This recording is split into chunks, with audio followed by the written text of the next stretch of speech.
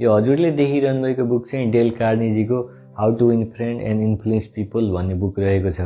यसमा चाहिँ उहाँले कसरी आफ्नो साथी बनाउने, कसरी अरूको मन जित्ने अनि कसरी अरूलाई इन्फ्लुएन्स गर्ने भन्ने कुराको विश्लेषण गर्नुभएको छ। डेल कार्नेजीले यस किताबमा एउटा इन्ट्रेस्टिङ कुरा गर्नुभएको छ। उहाँले भन्नुभएको छ, हामी यो संसारमा जे पनि काम गर्छौँ नि, त्यो काम गर्नु पछाडि चाहिँ हामी आफूलाई ठुलो बनाउन चाहन्छौँ, आफ्नो भ्यालु बढाउन चाहन्छौँ अनि अरूले हाम्रो प्रशंसा गरिदियोस् भन्ने चाहन्छौँ। हुन पनि हो, कसलाई मन पर्दैन आफ्नो प्रशंसा गरिएको, अरूले आफ्नो तारिफ गरेको। अनि यदि हामी अरू व्यक्तिहरूसँग राम्रो व्यवहार चाहन्छौँ, अरू व्यक्तिसँग राम्रो सम्बन्ध चाहन्छौँ, ग्रुपलाई लिड गर्न चाहन्छौँ भने आफ्नो प्रशंसा होइन उनीहरूको प्रशंसा गर्नुपर्दो रहेछ। जस्तोसुकै कमजोर तथा नराम्रो व्यक्तिहरूमा पनि केही न केही विशेषता हुने गर्दछ अनि हामीले त्यही विशेषतालाई चाहिँ प्रशंसाको रूपमा उनीहरूको सामु राख्नुपर्दछ।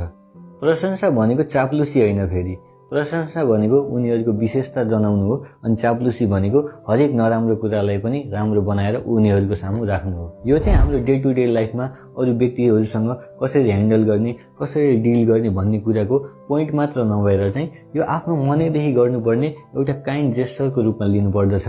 यदि हजुर यस कुरामा समर्थन हुनुहुन्छ भने लाइक दिएर आफ्नो समर्थन जनाउन सक्नुहुन्छ अनि यस किताबमा रहेको अझै थुप्रै कुराहरू जान्न चाहनुहुन्छ भने कमेन्टमा यस आई वान्ट लेख्न नबिर्सिनुहोला। म अर्को भिडियो अवश्य बनाउनेछु। Thank you for watching.